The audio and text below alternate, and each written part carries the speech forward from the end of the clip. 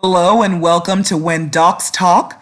Today, WDT will be completing our interview with Dr. Dion Metzger. If you didn't catch part one, go ahead and check us out on our YouTube channel, and you will hear exactly what we talked about then. But right now, let's dive into part two.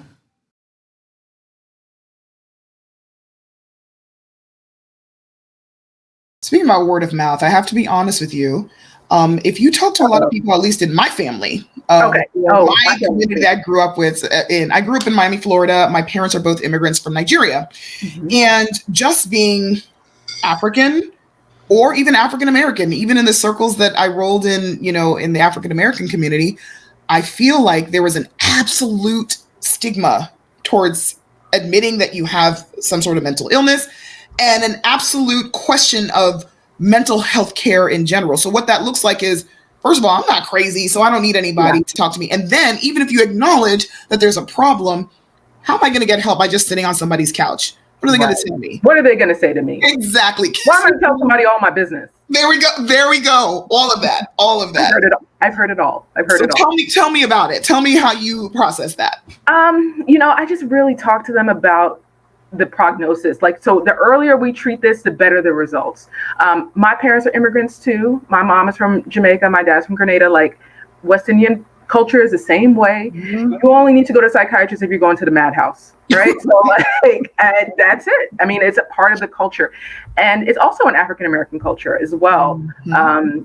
And it's just unfortunate because what happens is it's keeping people from getting treated. But what I try to do is really just normalize it. And what I find to be the most helpful is when I talk about the before and after. Okay. Because sometimes people are depressed and they're anxious and they're like, you know what, this is just motherhood. This is just what comes with it. This is just being married. No, not really. No, this is actually major depression and we can treat that.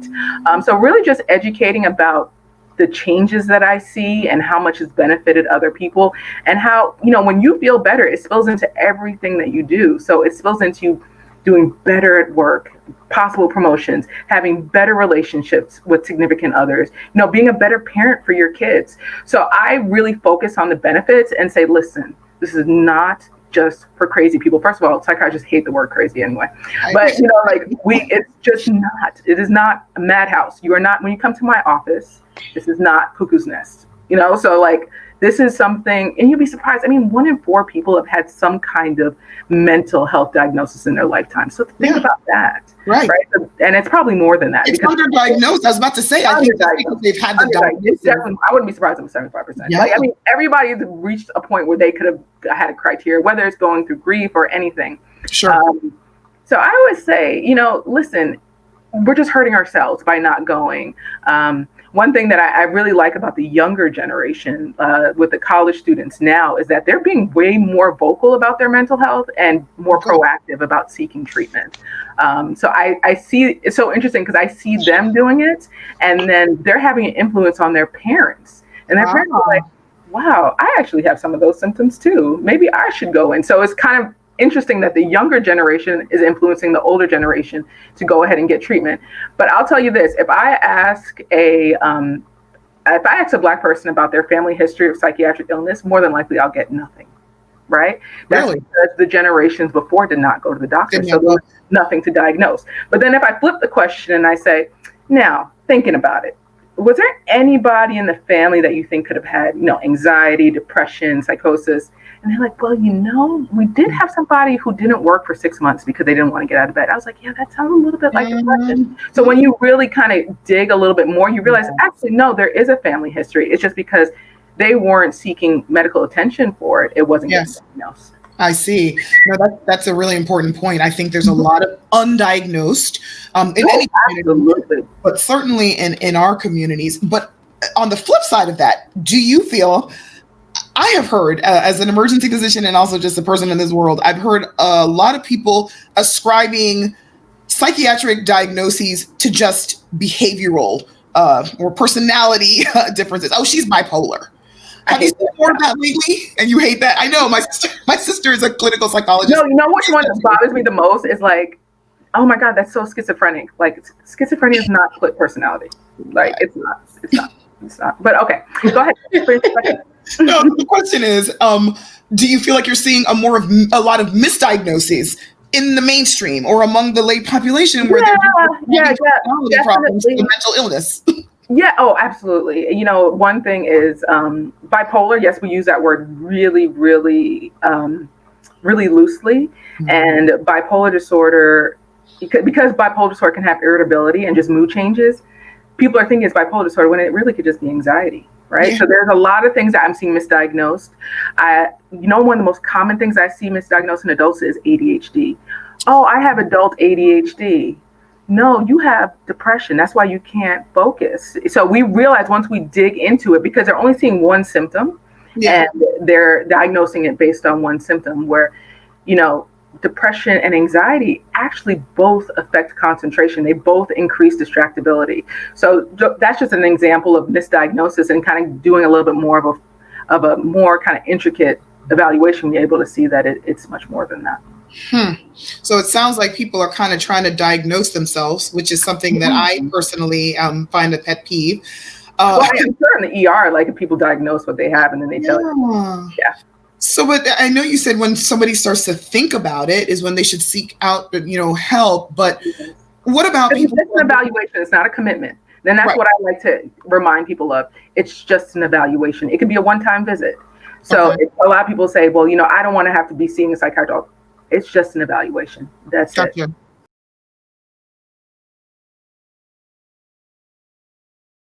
Dr.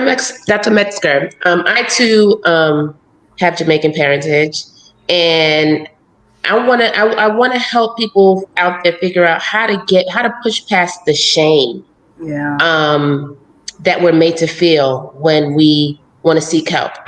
My personal story is after I had my son 20 years ago, I was really sad. I was down.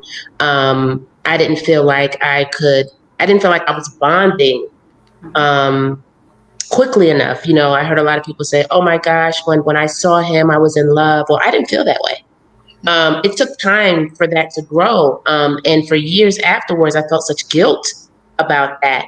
And this was not something I could talk to my mother about, because, I would have been made to feel like, oh, that'll go away. Or, you don't need to see anybody. You don't need to take anything. You'll get over it. How do we push past the shame that's associated with mental illness, or, when you're going through something? Just trying to be persistent. It's unfortunate that it's just something it's very much in our community. And it's just, especially within the Black women, we're known to be the foundation of the family. And we are known to be the person that everybody brings their problems to. Like, we work things out. And what happens is that we get overwhelmed and we're not refueling our tank. So we're running on E. We just got to kind of push through the shame right now. It's mental health has been more in the media. People are talking about it, and people are really talking about Black mental health right now. Yeah. It's just difficult. And you just got to be like, listen, this is my life. This is something that I want to do. And the best way, I always say, you can encourage somebody else to seek treatment is to tell your story. Right. So just how I said the befores and afters, I'd like, that is the best. That's why I was mentioning word of mouth and how patients find me, because one person will say, listen, my coworker came and she's a different person. Like, she's just happier. She's finding more joy. One thing that this pandemic has taught us is how precious life is and how precious these moments are. Why not enjoy it to the fullest, and absolutely loud. So I think it's just something that we got to overcome. I think we're getting closer and closer to it. But yes, definitely in African and West Indian cultures, it was more of push through it. Like, you had to be talking to yourself on the street. Right. Exactly. And even then, some people would say they just need family to take them in. Or just drink some ginger beer and go to sleep. It's like, no, you had to literally be at that point of psychosis for them to think that you need a psychiatrist. Right. No, we need it. And I always remind people that we live in a very different world now that people lived in 40, 50 plus years ago.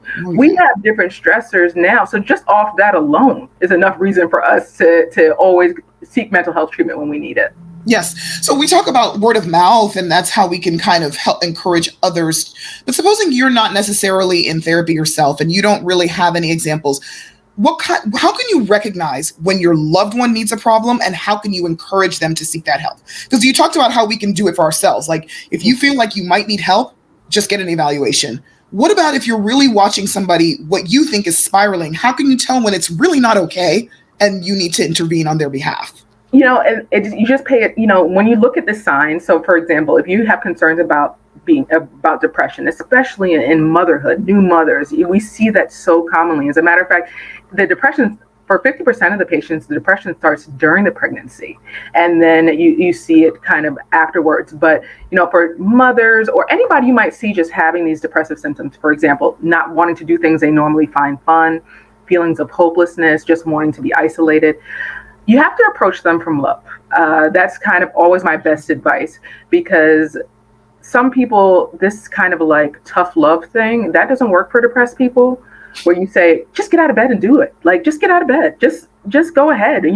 Just make yourself do it. No, that's not really how depression is. Depression is something that can be paralyzing, where, even getting out of bed in the morning can feel like a chore.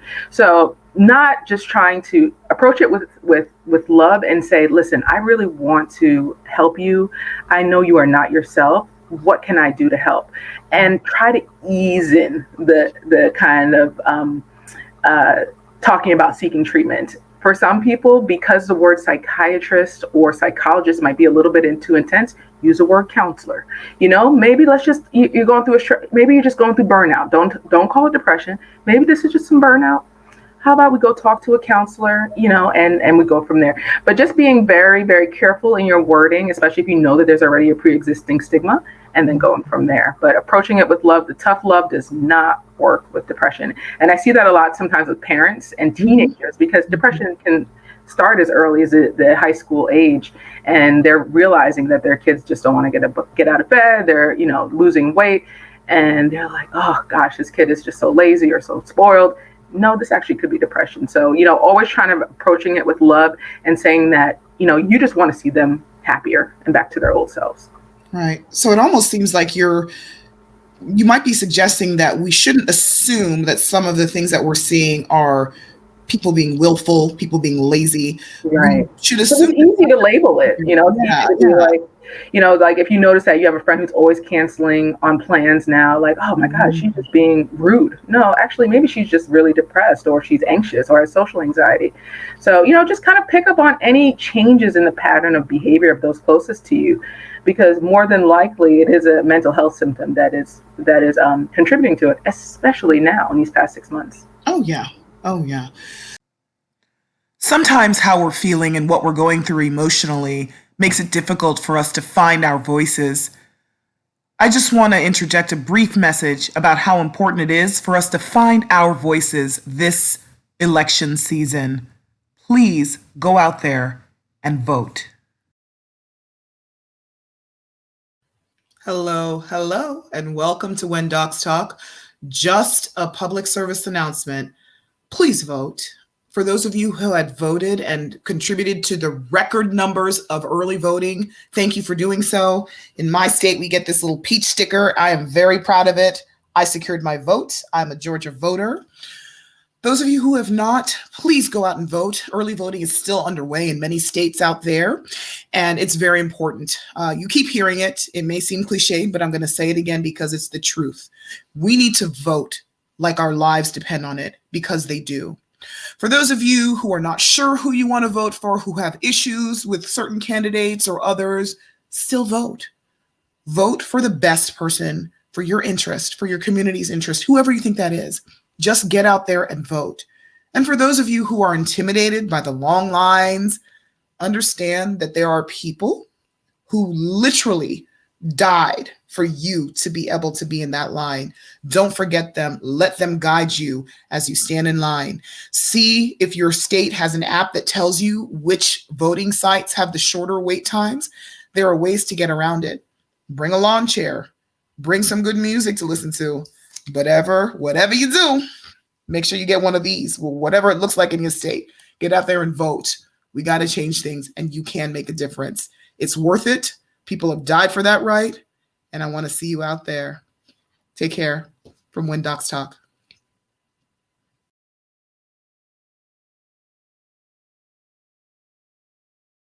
Speaking about this past 6 months, I have to bring up the controversial statements and see what your thoughts are. So Okay.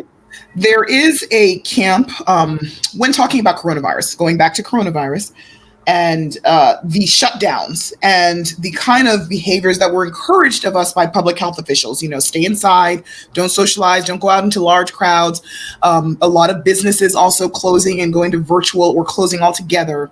There was an argument that more so than the coronavirus itself, the rates of suicide and the depression are killing people, and substance abuse are killing people.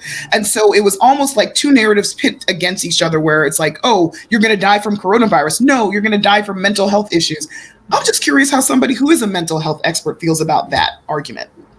Well, first, those facts are true. So suicides have increased. Also, abuse has increased because people are inside. So domestic abuse has been heightened. Child abuse has been heightened. Substance abuse, alcohol sales have skyrocketed. I haven't checked the numbers recently, but it was up by almost 50% last time I checked. So those things are true, definitely. Okay. But what I say to people is just that you can still be home and get treated. So we can still handle these things. What happens is a lot of the people who are using the substances, they're self-medicating. So if they notice that they're feeling anxious or they're depressed about everything, their way to get away from it is either to have a drink or use some type of drug just to kind of get themselves out of it. But I approach it from, no, it's not the same. You're not going to die. You actually really can die from COVID, for real. But, we don't have a cure for that. But for depression, actually, no, we can treat that. So I look at them, they're not equal because they're two things that we can there are things that we can actually treat as compared to COVID, where we don't necessarily know what exactly is going to happen. Mm-hmm. And, we don't know what this virus is doing. So I think it's not an equal comparison. Okay. I think that's a very good answer. Because it both things are true. There's truth on both sides. Right. So I love that answer. Do we need to turn off our TVs? Do we need to turn off our TVs, get off social media in general? Because there is an argument that this is too much for us. We already talked about that in the beginning of our discussion. Morgan and Dion, we all said, yeah, there's so much we don't even remember what's happened to us. So in order to protect our mental health and wellness, is there an argument that we shouldn't be ingesting all of the news of all these different tragedies of 2020? Absolutely. I can't even suggest that more. What happens is that for 6 months and more than that, because we were hearing about coronavirus before March. So for all of this time, that's all we see flashing on the news. And you have to remember that news plays off of fear, right? So they play off of, what's going to get the most response, what's going to get viewers. So, fear is something that people watch the news for because they're like, oh, I shouldn't go here, I shouldn't go there. So yes, you have to take it in limited doses. And I actually do prescribe it for my patients. I say, listen, the most TV you can watch, and I say news specifically, you can watch Netflix all day, but the most news you can watch a day is an hour. And most of them, I don't even want them to watch it daily because you're not going to miss much. So, I remind them of the effects the images have, seeing those numbers kind of go across the screen in terms of the death tolls. I remind them how it can be traumatic. It can be traumatic. And then, it has that same kind of reaction. Our body has the same fight or flight reaction where we tense up and we get scared when we see all these things flashing. So first of all, TV, trying to limit the news exposure as much as you can. And you also don't forget that social media is a form of our news exposure. Mm-hmm. Actually, for most people, it is their main form of news exposure. Absolutely. So remembering that. One thing that I've started doing is I no longer kind of scroll feeds anymore. So if I want to go on social media to talk about something, I'm talking about it and I engage with comments on my posts, but I'm no longer scrolling feeds because I realized that after I was done scrolling, my mood changed. Where I was seeing all of these images and seeing just all these terrible things happening and seeing these comments and people are in conflicts, I said, well, that's not really helping me. And I didn't learn anything from the feed, right? So what I kind of use social media just for specific uses rather than I'm always being as engaged and going through my Facebook feeds and going through my Instagram feeds. Another great thing is turning off notifications. So you determine when you want to go on to social media, right? So, if somebody says somebody tagged you in a photo, if I get a text right now that I find out that somebody tagged me in a photo, I'm going to want to pick up that phone and guess what? I'm going to go on Facebook right away. Those notifications, they're to draw you in. So if you can turn off those notifications on your phone, the emails that tell you what's going on, it helps. It helps significantly because a lot of time that we're spending on social media, it really is affecting our mood. I mean, there's the documentaries about this now that it's really affecting our anxiety levels, our depression levels. So the more you limit it, the better. If you are able to do it where it doesn't interfere with your work, I always recommend a detox, even if you could do a weekend detox. Like Friday night, you turn it off. You can turn it back on Monday, but you just enjoy the weekend. And then you'll realize, you'll just sit there and be like, wow, I really have a lot of time now because we spend so much time on social media. I mean, sometimes Apple tells me my screen time. I'm like, just don't tell me anymore because every time I look at that, that just blows my mind that I spend that much time on the phone. I'll be like, mind your business, Apple. You don't need to tell me all of that. But it really helps. So we have to limit our social media. We have to limit whatever news you watch because it is too much. We have to build a bubble. Absolutely. And that also includes social media, news, and also friends and family who are obsessed with news. Yes. You guys, I'm telling you, who call you and tell you everything that's going on and how scary thing. You're gonna have to distance a little bit from that. They also need to be outside of the bubble because everybody has a friend or a family member who's kind of an alarmist.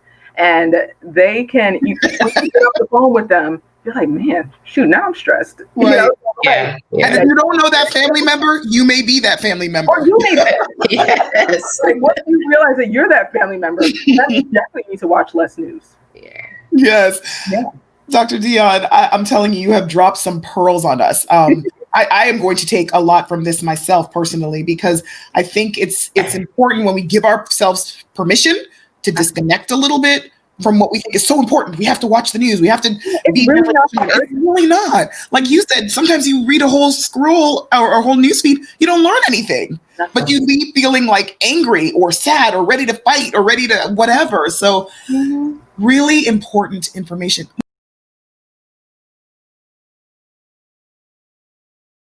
Morgan, do you have any other questions for Dr. Metzger?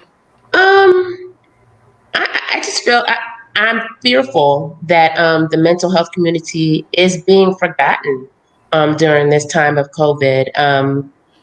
I just feel like it's harder to get an appointment. It's harder to, basically tie down some time to speak to someone. I have a lot of patients that come in and they, my advice to them is, you need to call and get evaluated and try to make an appointment with someone to discuss your fears and your concerns. And they say, I can never get through, or I get through and I can't get an appointment for the next 6 months. I just feel like a lot of people are going to be much worse after this all dies down because they're not getting the help they need. I understand. Yeah. And, with that resource that we mentioned, we're at the point now because there's so few people who actually are doing therapy. I tell people, when you make your list, try to make a list of 10.